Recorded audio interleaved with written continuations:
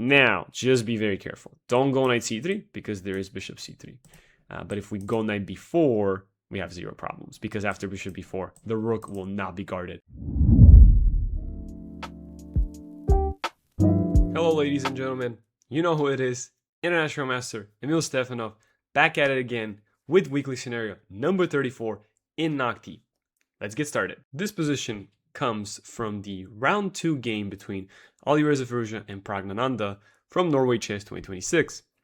The game was a very complicated Semi-Slav where both players were in a theoretical battle and both sides actually lone castled. So we can see both sides stuck their kings further away from the center. And Praggnanandhaa was better and he had the initiative, but kind of misjudged the endgame. So here the endgame is way better for white, mainly due to the fact that this rook is extremely active. So in this position, we know that we are better and we have chances for the win, as Alireza ended up winning this game. The one problem we have in our position, if we compare, is our knight. It's currently not attacking anything. The good news, however, is because we have the rook on f5, there is not a single way that this bishop could really attack any of our weak pawns, right? This is a beautiful chain. It limits the opponent's bishop's capabilities. However, if bishop h4, bishop f2 happens, we're going to be in grave danger. So, knowing that, our opponent most likely would like to trade our rook. So, something like rook f3, they're going to get double pawns, but this is going to be a powerful f3 pawn, and then bishop h4, bishop f2, try to really make the attack on f2 work. So because of that, we kind of need to stop that, and we need to improve our rook's positioning on c1. So our rook on c1 is currently not doing anything. So in this position, we could start with a very logical move, a rook to g1. Basically, my idea is that after rook f3, ef3, I will play rook g3, and now we'll have a very easy way to pick up the f3 pawn. The way that we're going to advance in this position is step by step.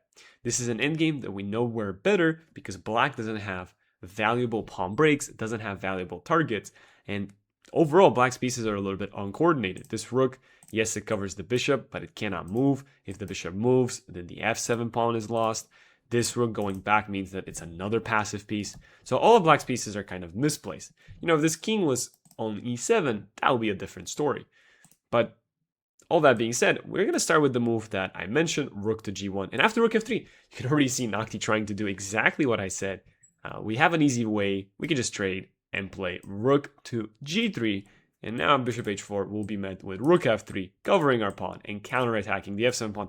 And I feel like I'm a prophet because I'm just spitting out all of Noctie's moves, which is great for me because I know that this variation should be good for me. I am up an extra pawn, and I'm also attacking the f7 pawn in the meantime while defending my f2 pawn. And rook f6 is played by Noctie, and this is very, very concrete because now when I take bishop takes f6 is forced, and we get into this position where, sure, Noctie has eliminated all rooks from the board, which means that I have, no pressure with the rooks anymore. The rooks that Noctie had on d6 and h3, they were not doing much.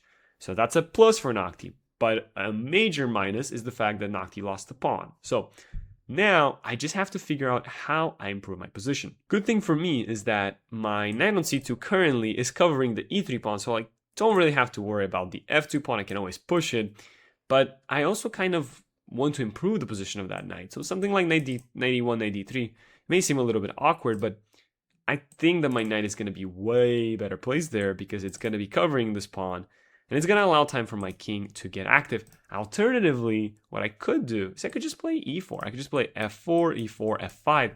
Just get the pawns rolling, keep my knight where it is, and ultimately try to sideline by getting my king into the game. All of these options are possible. I think getting the king into the game is probably the most important one. Sometimes though, Noctie might have c5. So this endgame, the way we want to approach it is we know we're better, we know we're winning. Just need to be a little bit careful. Placing our pawns on light squares is going to be very crucial, but we don't want to place every single pawn on light square because then it's going to be hard for us to contest the bishop. So most likely for the foreseeable future, I think the d4 pawn will be there unless Noctie trades it. setting up the standard with something like f4, e4, e5, f5 does not seem bad, but we have to contest c5. So not that simple at the end of the day. But what I do think we should start with is this maneuver. I like it a lot. It allows our knight to go to e5. That's pretty cool. But let's see what Noctie says. There's so many moves. There's b3, there's e4, there's f4, there's king c1. All the moves are really, really good. Let's click on the Show Ideas button in Noctie. As always, this is one of my favorite buttons whenever I'm practicing against Noctie. I have all these different ideas, and if I just want a confirmation, then I can just see all these moves. And again, most of those I did mention, knight b4, knight e1, king c1, all the moves that I did mention. Let's stay faithful to what I was talking about, and let's play knight e1. Knight b4 has the same idea. Again, we're just trying to block bishop h4, and knight d3 also, the knight is blocking c5 pawn push, which is very nice. It covers our b2 pawn, so for the time being, we don't have to worry about that. And now we can just kind of get our king closer into the game. So at some moment, we will push these pawns, and we just have to determine what moment that's going to be at. King c3 walks into c5, but then I have king c4, takes. I guess the pawn, I'd much rather not have that happen to me. So I might just want to walk through b3, but then there's b5. So maybe the king is just going to walk this way, and by playing b3, we're perfectly safe. Alternatively, again, we could play an 85. Pawn endgames are very complex, but I think that pawn endgame should be winning. Of course, there's c5, so it's never that easy, right? It's never that easy to win, but I'm pretty sure 95 pawn endgame, that should be winning. So yes, we have double pawns after black takes, but okay, we do have a way to walk in with the king and support the pawns, and eventually be able to take the queenside pawns away from Noctie. So here the big question is do we take on b5, do we play b3, or do we play a5? Keep it as it is. And again, all of these options are possible. What we don't want to happen is for Noctie to get a protected pass pawn. Then it's going to be a lot of work for us. So that's the only thing we need to be watchful of. No protected pass pawn. And if that's not going to happen, then yeah, we could easily play king d3. I'm kind of shying away from taking, but maybe I should take, and maybe I should play b4 and yeah, just push my pawns. Pawn endgames are very, very tricky, so I'm just trying to make sure everything's good. Because if takes b4, I do like the fact that I'm kind of blocking Noctie's pass pawn, and if a b5, b4, it's a similar thing. You know, king b6, f4, c5, takes. King c3, b4, king b3. There's no way to force my king out. Anytime Noctie goes for this pawn, I go f5 and e6, and I win. So I do think that this is good enough, and maybe the most forcing variation in which I just play b4, regardless of which pawn Noctie takes with. We should be able to win this. Very simple. So yeah, b4, great move. And yeah, just push the pawns, and Noctie's not going to be able to do anything. I'm going to go here and king d4, just to be able to stop c5. And yeah, king b6 was not going to change the outcome. We still had this idea. We may even had f4, f5, e6, f6. Noctie sacks the pawn. It's a little too late for that. Noctie could have played that on the previous move. But nonetheless, I think the pawn endgame was easily winning. And yeah, king b4. And we're just going to pick up the b5 pawn. We're going to win this. So, and after I finish this game, we're going to go back into the starting position and review our options once again.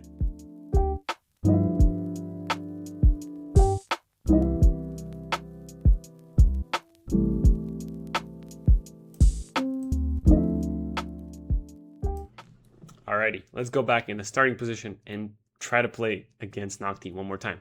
Alrighty, we're back in the sparring position, and this time we've increased Noctie's difficulty. So before, in the previous game, it was Rook 1. Now we're playing against Queen 2. So we know already our move. Our move should be Rook G1 to try to improve our Rook's positioning, and Noctie doesn't go for Rook F3, giving up a pawn, trying to trade the Rooks, but Noctie goes instead with Rook H7, which does indeed protect the F7 pawn, which allows the bishop to move.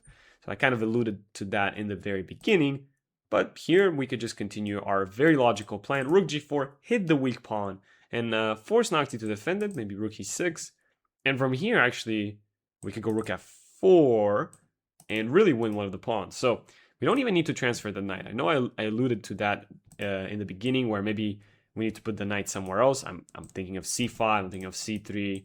Those are going to be the good squares, maybe like knight a1, knight b3, knight c5. But maybe that's a little bit too slow. Also, Noctie just plays b6 to stop us. Alternatively, there's knight b4, knight a2, knight c3, which actually does attack the pawn one more time. And if we can get the knight there, that's actually going to be really, really good. So I am thinking about this idea with knight b4, knight a2, and knight c3. I don't see Noctie's counterplay. Currently, is Noctie having any threats in the position? Not really, right? We could also simply play rook f4 and just try to take the f7 pawn, which probably is good enough. But I really like the knight maneuver. I really want to do it because I think my knight improving is pretty crucial in this position. And yeah, I think we should be okay after that. Just easy knight a2, knight c3, and go ahead and pick up the e4 pawn. Again, Noctie cannot connect the pawns. Yeah, rook f6 is a good idea to try to trade, try to trade the rooks, but I can simply take. And I don't see. Okay, so I understand Noctie's idea. The idea is to give up this pawn on e4, but really just pile up on the f2 pawn. I think that's the idea there. But with my knight coming to c3, and my weak pawn then will be the e3 pawn if I move my f2 pawn. So looking pretty good to me. I don't think I have any problems there, actually. We'll obviously take. That's the first move that we'll do. Now, it's just about figuring if I want to play rook f4, or if I just want to take the pawn. Alternatively, I can also go knight c3. The world is my oyster, right? I have so many options that I could choose from. And again, if anytime you're curious between all your options, you know, knight c3, rook f4, rook e4, you can just click on the shows idea button. And as you can see, all of those three moves that I mentioned are really good. So the funny part is that we're going to have to commit to one of them. I think just taking the pawn is fine. It should be okay. Rook h4, we actually kind of missed rook h4, but we had rook e8 and rook f8, so that's fine. And here, we could play rook f4, because Noctie didn't even play rook h2. So yeah, we could just play rook f4 and cover the pawn attack. Again, our rook is more active than the opponent's rook. And finally, we bring the knight into the game. So finally, this knight can actually participate in the action. From c2, it was only kind of defending us. It was not really into the action. All right, Noctie plays bishop to e7, goes back. Okay, might want to play bishop d6, not sure. I thought Noctie will definitely try to continue improving the king, which is what I was going to do. After our knight has been better positioned, we could just now focus on improving our king's positioning as well. There's no need to rush the knight getting into a better position. It already is in a very great spot. Yeah, just keep improving the king. The rook is well placed. And from here on now, we have to think about, okay, how do we, how exactly do we keep improving the position? What sort of targets are we going to have? We already have this one, so we know that's good. We know Noctie's trying to protect it, but that will weaken the b7 pawn. So maybe now it is time for knight e4, knight c5. Maybe now reroute that knight to that square. Okay, Noctie played king e6, which, is on the verge of us winning some material, right? But obviously the bishop is there. We do have knight c5, but that won't lead into trades, which I'm not sure if they will benefit us more than they'll benefit Noctie. It is a rook endgame, and our pawn's going to be a little bit forward pushed. But we do have king c4, b4. Everything's well guarded. That could be good as well. So in these situations, it's always about how we just utilize our winning position. So knight c3, knight e4. Okay, maybe that was okay, but I think I allowed the king to get to e6, which is kind of annoying because I kind of want to control the light squares. So maybe let's go back. Let's take back and maybe just go e4. I think that's also fine. Legitimate. Rook f5, f3. Yeah, sure, we're probably pushing our position a little bit and maybe allowing this rook to be a little bit active on the second rank. But I have a feel that after b3, we should be able to protect that pawn relatively easy. But Noctie does play f6. Of course, this pawn now is guarded. King e6, the idea was I had d5 in many cases, in many situations. So maybe the biggest problem that we're going to have to face right now is this rook hitting our b2 pawn. So we do want to make sure that we're well protected against that. Of course, we have knight e2 in many lines. But now with f6, our rook is it's not as powerful as before, right? But with e5, what will happen is we'll have the two connected pawns. As I mentioned, one of the moves that I was thinking about was e5, but after clicking on the show ideas button, I do see that Noctie does suggest other moves that do make a lot of sense. So knight e2, of course, that was going to be the way that I deal with rook h2 attacking my pawn. Knight d1 seems like a very fascinating move. I think Noctie's trying to reroute the knight to a better square. And the moves that I'm most fascinated by are a5 and rook f5. Usually, you don't really want to place your pawns on dark squares, on the squares that the bishop could attack them. But I think in this position, it is quite intriguing that Noctie does that. I believe one of the reasons for it is with a5, we're locking in the pawn chain on the queen side, and we have this rook f5 move to actually keep guarding our pawns there. So I am kind of a fan of this move a5, even though it does put the pawn at a very easy targetable square. We do have rook f5, and here I don't think Noctie wants to play knight e2. I think the idea now is to play b3 and cover the pawn this way, and then be able to play king c4. I think that's probably the idea. So I'm going to play b3, and then I'll be able to play king c4. And now there's no b5, because I have en passant, which is pretty good, and it's pretty important. So yeah, my king's still active, everything's protected, no rook a2, my knight covers that square, and I'll be able to play rook f5 and eventually make some progress. But this is kind of annoying. My king is pinned, which is never a good thing to face. But we'll go rook f5. We'll keep it nice and steady. We'll continue improving our position. And yeah, we are continuously pinned. Maybe this will happen. But it does seem like we should be making some progress now. Potentially f4, e5. But obviously our rook's a little bit of trap situation there. So Noctie has me pinned. I might want to pin Noctie back. Alternatively, if I go king d3 back, I am unpinned. So I'm free actually to move my knight around, which c5 would actually not be a bad square. Or b6 and c4. That's probably even easier. Then from there, I never worry about this pawn. And I continue to make incremental progress. Keeping everything protected is the name of the game. Right now, that is our most important thing. With king d3, though, the one thing I don't like is there is bishop b4. And after knight a2, it is a double attack, but then there is rook d1 check. Which is kind of unfortunate. So, yeah, I could dodge the check and go king c4 back, but then the bishop will go back as well. So, yeah, the game is still kind of not fully settled. And if I go knight a4, that looks good. Check, I can always go back to c4 and attack. There's no rook c3, but okay, the game is a little bit more complex now, for sure. Maybe there was something better we could have done. One extra pawn, and still Noctie is defending in a very tenacious way. Also, maybe we didn't play it in the most precise way. I started to realize that after rook h2, I did not need to play b3. I could have just done knight a4 and covered it with king c3. So this way, the rook is a little bit less active. But okay, we're in this position. Let us figure out how we can get out of it. So again, king d3 is one of my options. d5, try to trade and get the rook there. That's also an idea. f4, e5, it would be an idea if there was no king e6. So that's a no-go for now. Really, the main thing, as I mentioned, is trying to figure out this pin problem. So with the show ideas, you can see that king d3 is one of the preferred ways to play by Noctie, which does make a lot of sense. f4 as well is a move, but I'm not quite confident in what we do with the rook. Or maybe the idea is not to play e5. Maybe the idea is to put the rook on h5 and then play f5 and then get the rook from behind. That could be interesting, actually. The more I think about it, yeah, that could be interesting. Rook h5, though, my pawn will get attacked, which I don't like that. So, and with f5, we're putting it on a dark square. Also not my favorite. So yeah, let's go king d3. As I mentioned, bishop b4 will probably be Noctie's move, and now we're going to have to figure out exactly how we deal with that. Maybe at the end of the day, it is knight a4.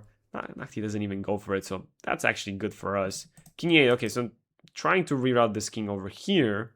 So maybe now would be the time to play rook h5, yeah? And just try to have this rook h7 idea in the works if Noctie plays king f7. And I guess we're covering this pawn sometimes with rook h3, yeah? This pawn, again, is a little bit of a problem, so we do need to be careful with it. 92 will force rook d1, which will force the bishop to move afterwards. So that's not bad at all. And then our king is still very active. We could play knight c3, force rook c1 again. And we've kind of gained a tempo, so I like that. I like knight a2. Forces action from Noctie, forces rook d1. I go king c4. Bishop has to move. And then I have won a tempo in that case when... Oh, rook bishop e1, but that's a little too dangerous in my opinion, because now the rook is... Well, the rook is easily pinnable, no? As long as we keep our king on a light square, no problems. Yeah, I think Noctie tried to be a little too aggressive with bishop e1. Bishop e7 was going to be the move, and then I was going to go back, and essentially what had happened at that moment is I had won a tempo in a way, right? And now, just be very careful. Don't go knight c3, because there is bishop c3. But if we go knight b4, we have zero problems, because after bishop b4, the rook will not be guarded by the bishop. So, yeah, that should be very simple now. Knight b4. And after rook c1, whoa, hold up. I did make a mistake. Probably have to go back. Most likely have to go back. And miss this little rook c1, rook c3, rook b3 that also hits my knight. So maybe we just forego the knight and we'll be able to win the bishop. So the pawn endgame, the rook endgame, sorry, is potentially winning for us. This is very concrete. b4 takes, but then my f pawn is being attacked. Maybe I'm in time to just reroute, swing across, take this pawn, and win in that style. And that's probably what it is, if I have to guess. Yeah, okay. I think we finally figure out Noctie's winning situation. Takes a while, but yeah, okay. We're finally there. This is kind of a zugzwang situation there. Until we play king b3, which in that case, it will no longer be a zugzwang situation. Or we could just improve our position with f4, takes, and then play f5, and then eventually swing over the rook this way. So yeah, we could just make small incremental progress. Noctie is kind of stuck in this position. So yeah, f4, f5. It's all about the control. Finally, I can see how we're gonna win slowly but surely. Yeah, let's just go f5. Just keep making it annoying for Noctie to make moves, improve our position maximum, and yeah, I think now we just keep pushing the pawns. Just keep pushing. Yeah, rook d1. Finally, Noctie decides, okay, it's time for me to actually do something. So moves the rook over. The big deal is our knight is actually offside in a way, right? Knight c3 will allow rook c1 pinning us. We don't want that at all, right? We might have to improve our king's position and to go king b3 so that we're able to move the knight. But easier said than done, right? King b3 will allow a check. King c2 will attack the rook. The bishop will still be hanging, but there is rook e3. Not so simple after all, right? Maybe this is a zugzwang situation. Currently, Noctie doesn't have any good moves. If I just go rook g1, Noctie will have to go back to a1, and then I have king b3, which then would allow me to move my... Actually, would still not allow me to move my knight, and I would not even be able to play king b1. Yeah, knight c3, there's always the take. It's very, very nerve-wracking, yeah? Rook g1, okay. I know I'm making the win complicated, but this could genuinely happen in your own games as well, where you're up an extra pawn, but your opponent is defending tenaciously. I think I was kind of confident in my ability in this endgame. I mean, I did miss the fact that the king becomes extremely active right off the bat. I was confident we were winning this, but now I'm no longer am, because this is a check, and it's kind of an annoying check. Okay, let's go back. Let's just put the rook on a better square, I guess. Rook f1. I know Noctie said excellent for rook g1, but okay, rook f1 is the safe the safety option. And now finally we get king b3. There we go. Okay. So now finally we've improved our king. Still can't go king b2, by the way, so we do need to be careful. But we finally can go king c2. Hits the rook. Rook a1, and finally we can move the knight around. Actually, we can't even move the knight now, yeah? King b2, bishop c3 is still a check. That's unfortunate. And then knight c3 still runs into bishop c3, so that's unfortunate. King b2, bishop c3, that's unfortunate. Wow, okay. And knight c1, yeah, I mean, of course, bishop takes. So, it's still not over. Even to this day, it's still not over. And this runs into a check as well. My goodness, how are we supposed to win this? Let's go back. Let's keep taking the take back button until we figure it out. Okay. I think I'm trying to move my king, but every time there's the annoying check, and there's always like some weird way that Noctie has like some tactic with bishop c3 or something. So I guess we just leave the position as is, right? Like we leave the knight there, can't move it anywhere, obviously. I tried improving the king, but again, I can't move the knight anywhere. Rook obviously is spinning down, so I mean, let's just use the f pawn. That's the only thing we can use. So let's just give up the pawn, and yeah, finally we just play f6. You know, takes, and then yeah, f6, and okay, the pin is gonna be the deciding factor of why we win this position. What a crazy way to win, but yeah, very complicated. But again, just testament to how annoyingly hard it is to play against Noctie. Extremely, extremely hard. So let's go f7. Just double check everything, make sure everything's good. Takes over there, we're gonna take it. Yeah, don't take, because obviously this is losing. f7 check, and we're gonna go king b3 to keep guard of the b pawn, and then rook c3 check. We can just swing over to a2, and then we promote. So yes, f7 does indeed win. Yeah, don't go to d3. Even though it's still winning, preferably don't go there, but king b3 is probably the most safest way to win. Yeah, king d3, there was some rook d2, rook d8 options. Here, I think I'm just going to run out of... Noctie's going to run out checks, and now there's no way to stop f8. So we win rook c2. I guess that's Noctie's only move, but then we take, and then we promote, and we're up an extra rook. Instead of just being up on exchange with a powerful f7 pawn, but that's going to be blockaded. Here we're just easily winning.